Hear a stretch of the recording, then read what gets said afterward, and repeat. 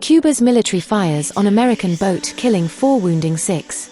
Despite being heavily targeted with sanctions and an embargo, the Caribbean country of Cuba and its military were forced to return open fire on a U.S. Florida-registered speedboat that illegally entered their coastal waters. The Cuban government stated that the passengers on the vessel both maneuvered aggressively, ignoring commands to self-identify, and began shooting at the Cuban border troops, severely wounding a Cuban officer.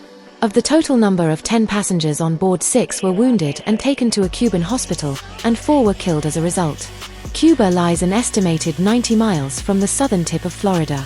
The Cuban government stated to the press that the passengers aboard the vessel were Cuban nationals who resided in the U.S. who intended to carry out an infiltration for terrorist purposes. The Cuban government also stated that, in the face of current challenges, Cuba reaffirms its determination to protect its territorial waters, based on the principle that national defense is a fundamental pillar of the Cuban state in safeguarding its sovereignty and ensuring stability in the region. Backing their claim of the passengers being terrorists, the Cuban military discovered explosives and various weapons consisting of handguns and rifles. While shootouts are incredibly rare amongst the high seas, this latest assault on the sovereignty of the island nation of Cuba comes at a time where geopolitical tensions are the highest it's been between the Americans and Cubans since the American initiated the decades-long embargo on Cuba.